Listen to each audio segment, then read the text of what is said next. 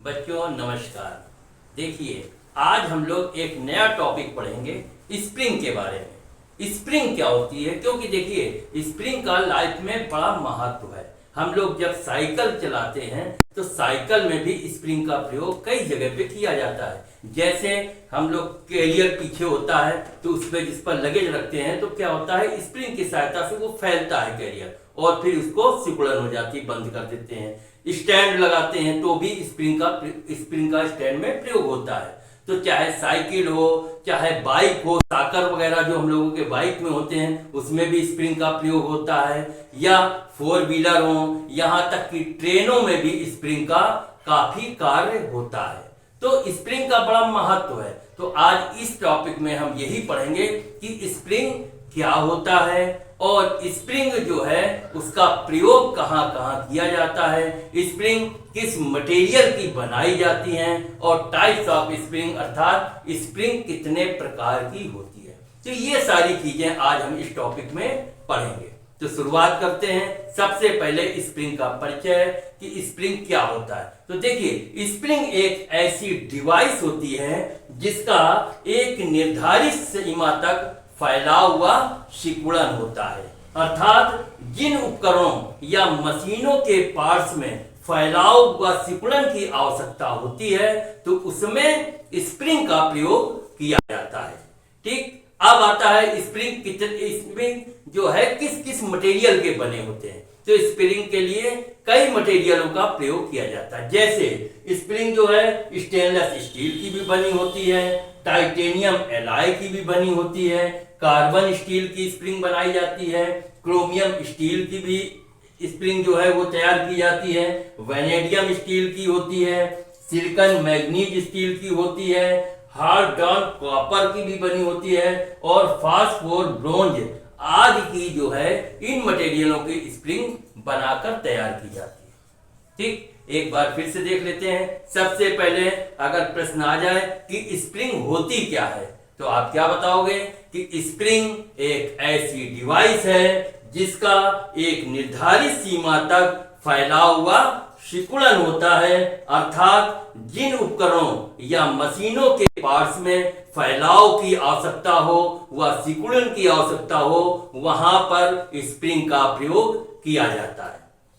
अब स्प्रिंग जो है किस मटेरियल के बनाए जाते हैं तो हमने बताया कि स्प्रिंग जो है स्टेनलेस स्टील के बने होते हैं, टाइटेनियम एलॉय के बने होते हैं, कार्बन स्टील के भी स्प्रिंग बनाई जाती है, क्रोमियम स्टील की होती है, वेनेडियम स्टील की भी स्प्रिंग तैयार की जाती है, सिलिकॉन मैग्नीज स्टील की बनी होती है, हार्ड ड्रॉन कॉपर व फास्फोर ब्रोंज आदि की स्प्रिंगे जो हैं वो तैयार की जाती है। तो इन मटेरियल, इतने सारे मटेरियलों से स्प्रिंग जो तैयार की जाती है। अब हम लोग पढ़ेंगे कि स्प्रिंग में बनाने के लिए इन मटेरियलों में कौन कौन से गुण होने चाहिए जिससे स्प्रिंग जो है वो तैयार की जाए। तो उसके बारे में अब हम पढ़ते हैं। अब हम लोग पढ़ते हैं कि स्प्रिंग बनाने के लिए जिन धातुओं का प्रयोग किया जाता है उसमें कौन कौन से गुणों की आवश्यकता होती है।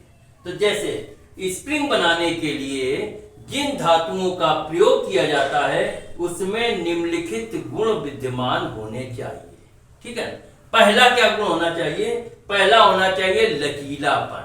उस धातु में लचीलेपन का गुण होना चाहिए, अर्थात उस धातु में इलास्टिसिटी का गुण होना चाहिए। इलास्टिसिटी होता क्या है?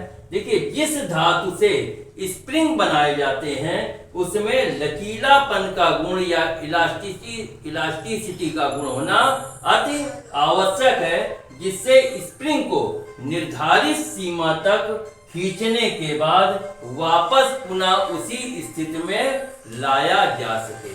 जैसे इलास्टिसिटी का गुण क्या होता है? जैसे मान लीजिए कोई हमने एक स्प्रिंग ली और उसको एक हुक में लगा दिया, ठीक है ना, और नीचे स्प्रिंग में एक भार हमने लटका दिया, ठीक है ना, तो क्या होगा? स्प्रिंग जो है आपकी खूब लंबी हो जाएगी, ठीक है, और जब वो भार हटाएंगे तो क्या हो जाएगा? फिर वो सिकुड़ के अपनी पुनः स्थिति पे आ जाएगी। तो वो ये जो गुण होता है वो इलास्टिसिटी या लचीलापन का गुण माना जाता है।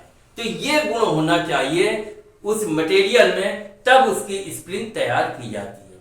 फिर से देख लो, पहला क्या है, स्प्रिंग बनाने के लिए जिन धातुओं का प्रयोग किया जाता है उसमें निम्नलिखित गुण विद्यमान होते हैं।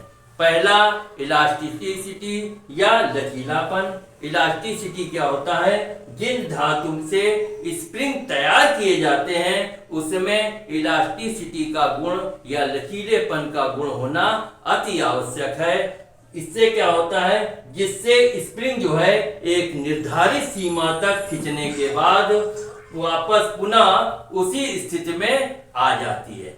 जैसे हमने बताया कि किसी स्प्रिंग को हम बढ़ाएंगे तो वो खिंच जाएगी, लचक जाएगी, और उसके बाद जब हम उसको छोड़ देंगे तो पुनः अपनी स्थिति पे सिकुड़कर आ जाती है। एग्जाम्पल के लिए हमने बताया कि एक हुक से एक स्प्रिंग को हम टांग दें और उस स्प्रिंग पे यहाँ पर एक भार लोड डाल दें तो क्या होगा, स्प्रिंग खूब फैल जाएगी, ठीक है ना। और जब उस लोड को हटा दें तो स्प्रिंग क्या है, पुनः अब सिकुड़ जाएगी और अपनी स्थिति पे आ जाएगी। तो ये जो इलास्टिसिटी का गुण है वो होना आवश्यक है। तो पहला गुण लचीलापन या इलास्टिसिटी का होना चाहिए।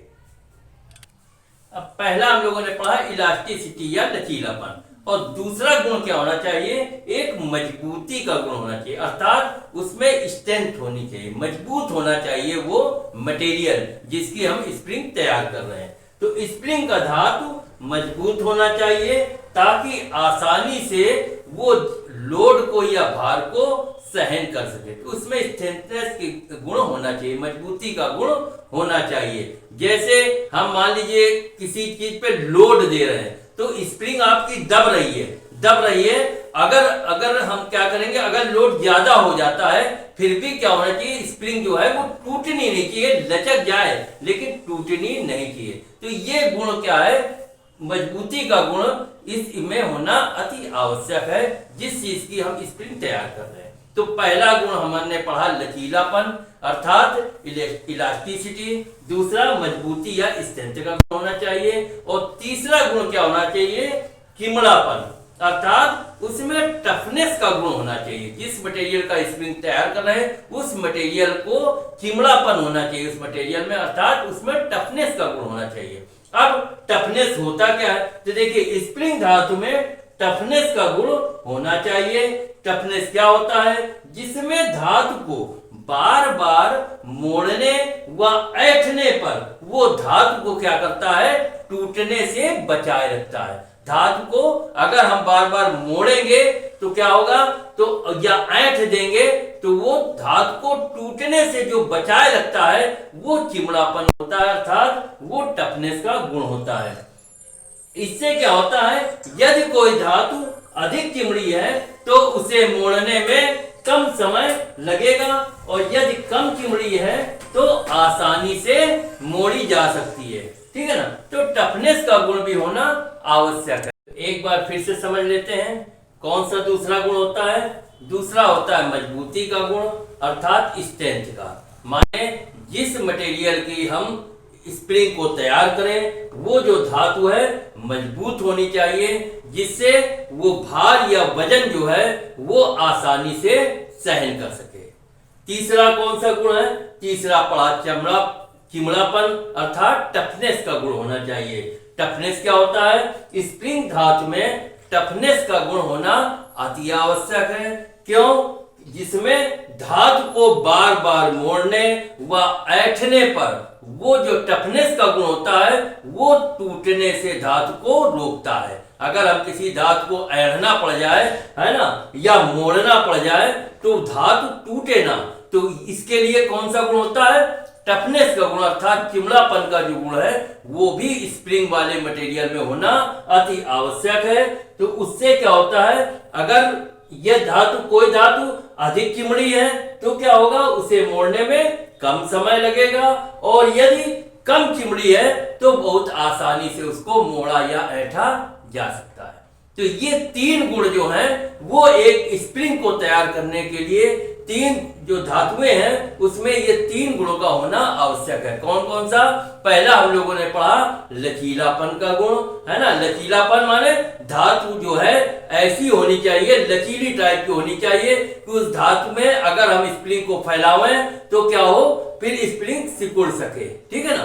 तो पहला गुण क्या होना चाहिए? लचीलापन का होना चाहिए। दूसरी, उस धातु में मजबूती होनी चाहिए, स्ट्रेंथ होना चाहिए, जिससे वो धातु जो है स्प्रिंग वाली धातु आसानी से उसका भार या वजन सहन कर सके, वो टूटे ना, मजबूत हो। और तीसरा गुण क्या होना चाहिए? चिमड़ापन अर्थात टफनेस का होना चाहिए, कि अगर किसी धातु को स्प्रिंग बनाते समय उसको जब ऐड़ा जाए या मोड़ा जाए तो धातु टूटे ना। तो ये ऐंठने और मोड़ने में धातु को जो टूटने से रोकता है वो गुण जो होता है चिमड़ापन अर्थात टफनेस का कहलाता है। तो इन तीन गुणों का धातु में का होना आवश्यक है, जिससे स्प्रिंग तैयार की जाती है। अब हम लोग पढ़ेंगे स्प्रिंग का उपयोग क्या है, कहां कहां स्प्रिंग उपयोग की जाती है, इसके बारे में पढ़ते हैं। अब पढ़ते हैं स्प्रिंग का उपयोग कहां कहां किया जाता है। तो स्प्रिंग का उपयोग माने यूसेज ऑफ स्प्रिंग, विभिन्न कार्यों के लिए विभिन्न प्रकार के स्प्रिंग प्रयोग में लाए जाते हैं। इसका प्रयोग निम्नलिखित कार्यों में किया जाता है। जैसे नंबर 1, इसका प्रयोग कहां किया जाता है? झटके सहन करने के लिए या झटकों को कम करने के लिए स्प्रिंग का प्रयोग किया जाता है। जैसे मोटरसाइकिल में सॉकर जो होते हैं, सॉकर क्या है? वो झटकों को कम करता है, अर्थात अगर सॉकर में स्प्रिंग न लगी हो तो क्या हो, आदमी बिल्कुल आगे की ओर धड़ाम से गिरे, है ना। तो क्या, लेकिन क्या है, जहां झटके लगे तो स्प्रिंग जो है वो अपने ऊपर उस झटकों को ले लेती है। तो जैसे मोटरसाइकिल में लगे सॉकर हो गए, रेलवे कैरिज हो गए, और मोटर गाड़ियों में लगे हुए फ्लैट स्प्रिंग, ठीक है ना। फिर से सुन लो, स्प्रिंग का प्रयोग क्या होता है?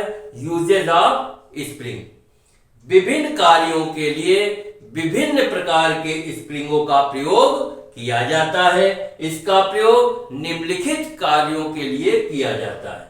जैसे नंबर 1 क्या है? इसका प्रयोग झटकों को सहन करने के लिए या झटकों को कम करने के लिए स्प्रिंग का प्रयोग करते हैं। जैसे मोटरसाइकिल में लगे हुए सॉकर में स्प्रिंग हो गई, या रेलवे कैरिज हो गया, या मोटर गाड़ियों में लगे फ्लैट स्प्रिंग आदि। इससे क्या होता है? स्प्रिंग से झटके वगैरह कम लगते हैं या झटके नहीं लगते हैं। अब इसके बाद दूसरा, पहला हम लोगों ने पढ़ा स्प्रिंग का प्रयोग क्या है? झटकों को सहन करने के लिए या झटकों को कम करने के लिए स्प्रिंग का प्रयोग किया जाता है। दूसरा प्रयोग क्या है? जहां पर यांत्रिक गति पैदा करनी हो, अर्थात यांत्रिक गति पैदा करने के लिए भी स्प्रिंग का प्रयोग किया जाता है। जैसे घड़ी की गति के लिए स्प्रिंग, है ना। जैसे आप लोगों को मालूम होगा कि पहले घड़ियां चलती थी, उसमें चाबी भरी जाती थी, चाबी भरते थे, उसमें क्या होता है, एक स्प्रिंग लगी होती थी, तो उसको पूरा चाबी भर देते थे, फिर वो घड़ी चलती रहती, या अलार्म वगैरह लगाते थे तो चाबी भर दी जाती थी। तो वो क्या होता था, उसमें स्प्रिंग लगी होती थी, ठीक है ना। फिर वो बाद में वो जब फैलती थी तो फिर अलार्म बजने लगता था। तो पहले जो घड़ियां होती थी वो उसमें स्प्रिंग लगा होता था और चाबी उसमें भरी जाती थी। तो वही है, जैसे घड़ी की गति के लिए स्प्रिंग, या अब आजकल चलते हैं देखो चाबी के खिलौने चलते हैं, ठीक है ना। उसमें क्या है, खिलौने बच्चों के जो आते हैं उसमें क्या है, चाबी भर दी जाती है, और फिर वो जैसे ढोल बजाने वाला हुआ ढोल बजाता रहता है ना। या चलने वाला खिलौना हुआ, चाबी भर दी और उसको छोड़ दिया, वो चल रहा है। जितनी देर तक चाबी भरी हुई है उतना वो खिलौना काम करता है, ठीक है ना। तो आजकल चाबी भरे खिलौने आ गए, या फोटो कैमरा वगैरह में ही स्प्रिंग का प्रयोग किया जाता है, ठीक। और इसके बाद तीसरा उपयोग कहाँ है? तीसरा उपयोग ये होता है कि ऊर्जा को अपने अंदर समेट कर रखने की जहां जहां आवश्यकता होती है वहां भी स्प्रिंग का प्रयोग किया जाता है। और चौथा क्या है, भार को नियंत्रित करने के लिए, अर्थात जहां वेट को कंट्रोल करने की आवश्यकता होती है वहां भी स्प्रिंग का प्रयोग करते हैं। जैसे वेटिंग मशीन है ना, जहां आप देखते होंगे वेटिंग मशीन, अर्थात जब हम लोग भार लेते हैं कि हमारा कितना वेट है, कितना वजन है, तो वो जो मशीनें होती हैं वो भी स्प्रिंग की सहायता से ही चलती है। ठीक है ना। तो क्या है स्प्रिंग का प्रयोग, फिर से देख लो। यूजेज ऑफ स्प्रिंग, पहला प्रयोग हमने बताया कि स्प्रिंग का प्रयोग वहां किया जाता है जहां पर झटकों को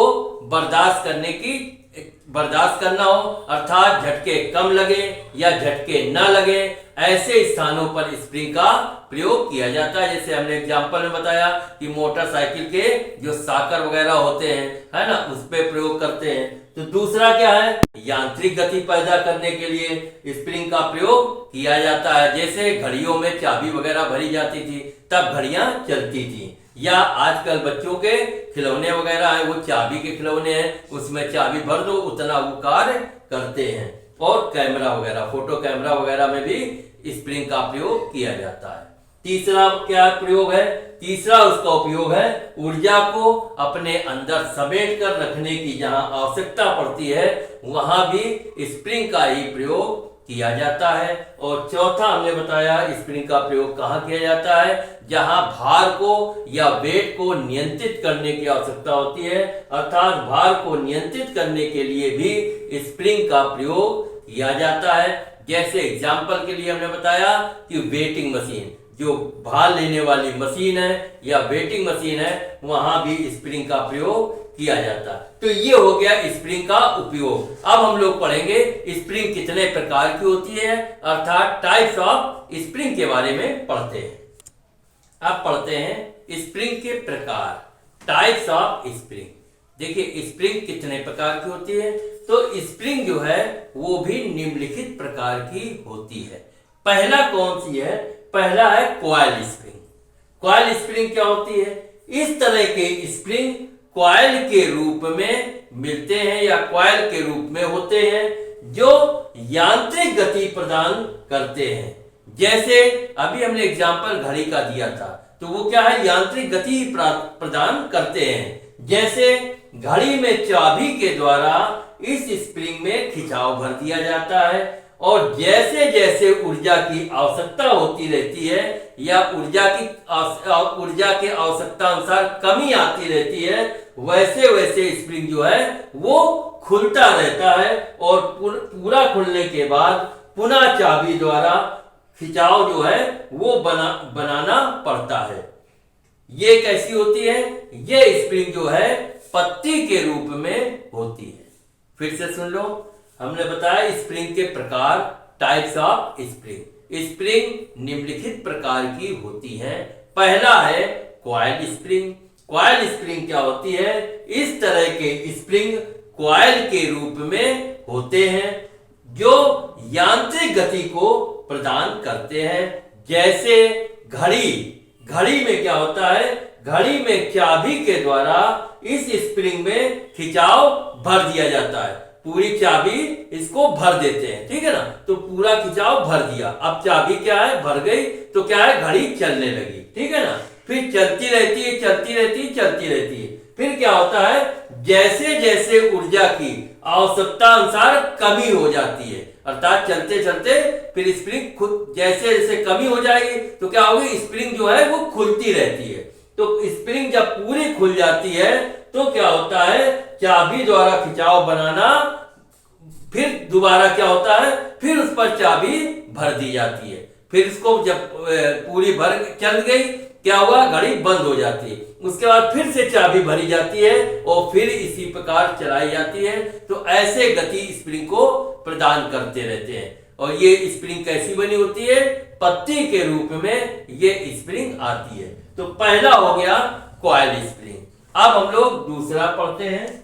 पहला पढ़ा कॉइल स्प्रिंग के बारे में, दूसरा क्या होता है, वायर स्प्रिंग। वायर स्प्रिंग कैसी बनी होती है, देखिए इसका प्रयोग कहां किया जाता है, ढक्कनों को सही स्थिति में रखने के लिए इसका प्रयोग किया जाता है। जैसे हम लोगों ने देखा होगा कि शोपीस वगैरह आते हैं, तो क्या होता है, वो डिब्बे में पैक होते हैं, तो ये डिब्बे खटाक से खुलते हैं, इसमें स्प्रिंग लगी होती है।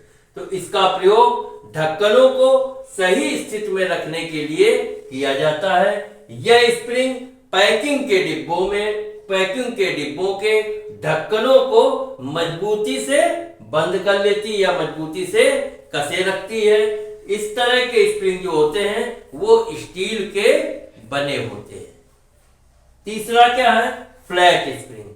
फ्लैट स्प्रिंग का प्रयोग क्या होता है, कैसा बना होता है? देखिए, ये आयताकार, त्रिभुजाकार क्रॉस सेक्शन में बने होते हैं और इसका प्रयोग क्या है? बड़ी बड़ी मोटर गाड़ियों में जहां पर झटके लगने की संभावना अधिक होती है उस जगह पर इस स्प्रिंग का प्रयोग किया जाता है। और ये किस मटेरियल की बनी होती है? ये साधारणतया फ्लैट स्टील स्ट्रिप या स्टील की छड़ों की बनाई जाती है।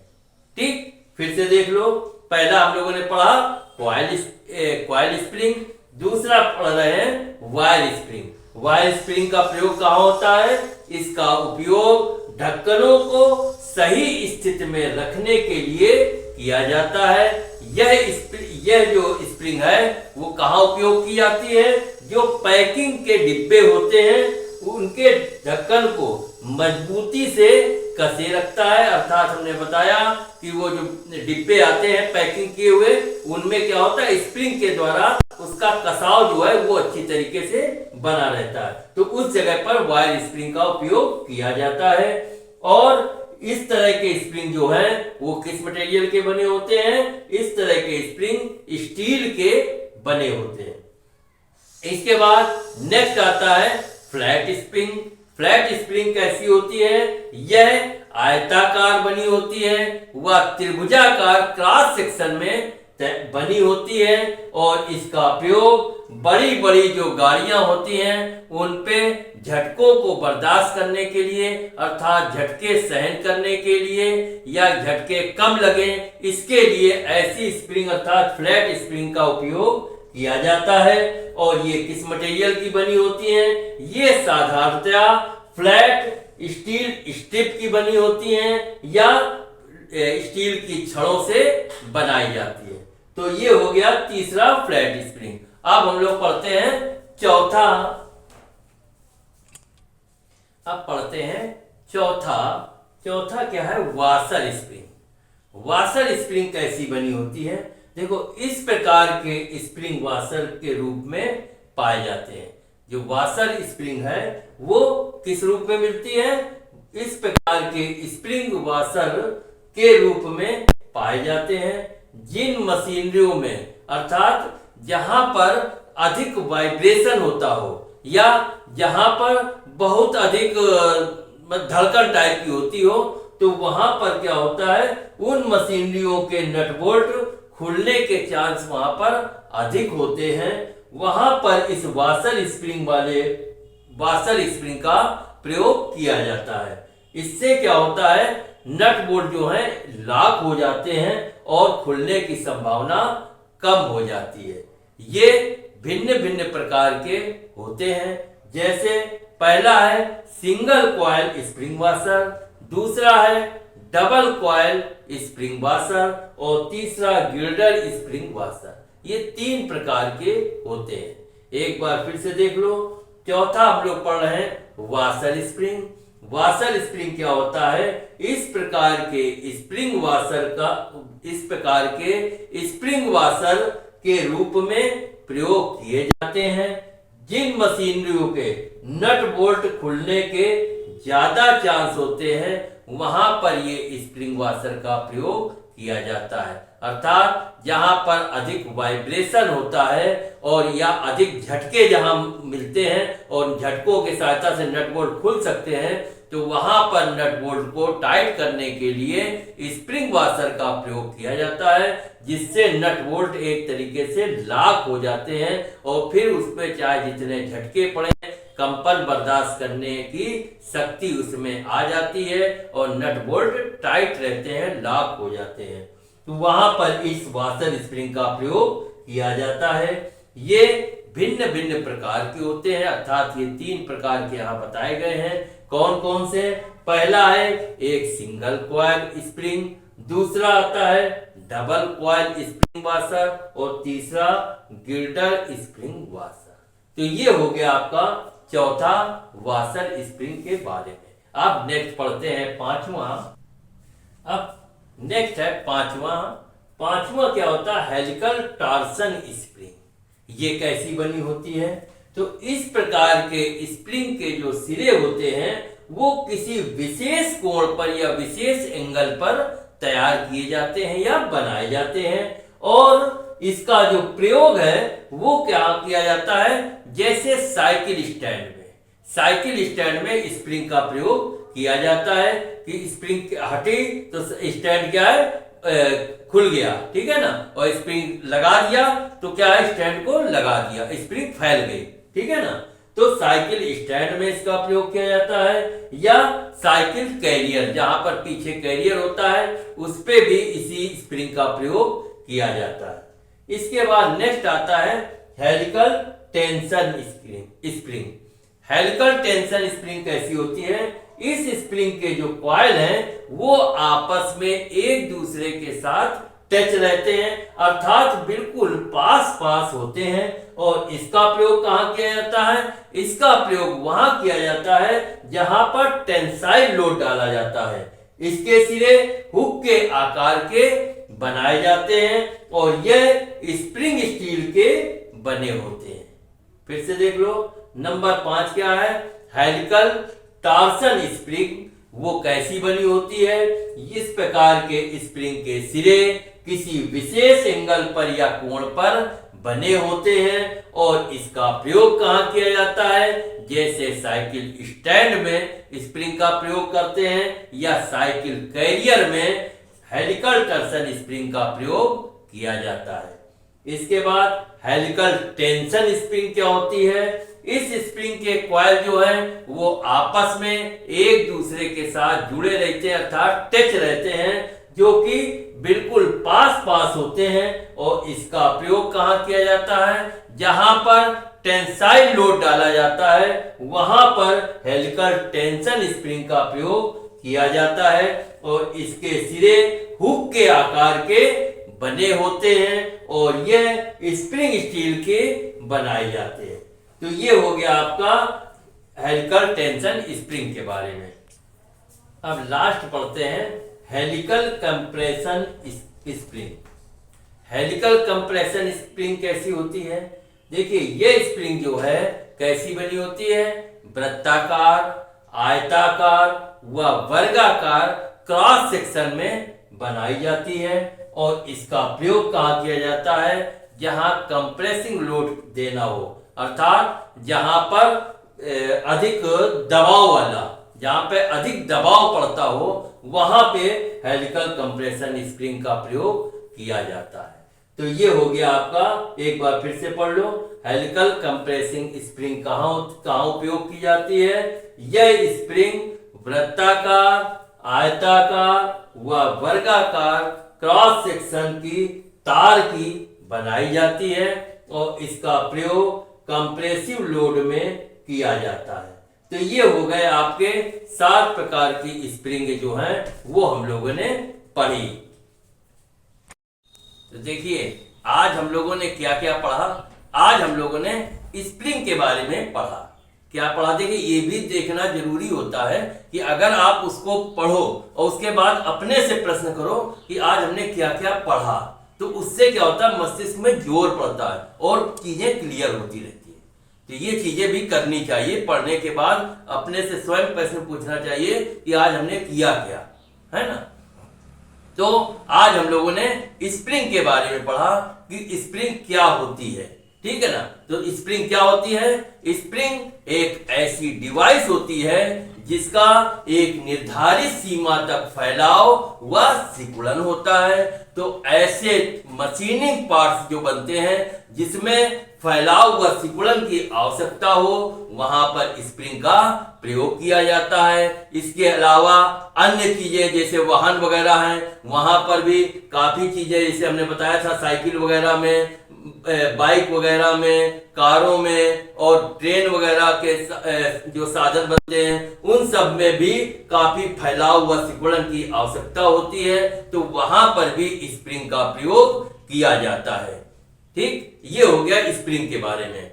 अब स्प्रिंग का हमने पढ़ा था कि स्प्रिंग किस किस मटेरियल के बनते हैं, स्प्रिंग बनाने के लिए कि कौन से मटेरियल होने चाहिए, तो उसके बारे में पढ़ा था कि स्प्रिंग के लिए स्टेनलेस स्टील के भी स्प्रिंग बनाए जा सकते हैं, चाहे वो टाइटेनियम स्टील हो उसमें भी स्प्रिंग बना सकते हैं, कार्बन स्टील के माध्यम से, कार्बन स्टील से भी हम स्प्रिंग बना सकते हैं, क्रोमियम स्टील से भी स्प्रिंग बनाई जा सकती है, वैनेडियम स्टील होती है उससे भी हम स्प्रिंग तैयार कर सकते हैं, या हाइड्रॉन कॉपर होता है उससे भी स्प्रिंग बना सकते हैं। इसके अलावा सिलिकॉन मैग्नीज जो स्टील होती है उससे भी हम स्प्रिंग को तैयार कर सकते हैं। इसके अलावा एक फास्फोर ब्रोंज होता है उसके माध्यम से उसमें भी हम लोग स्टील को तैयार कर सकते हैं।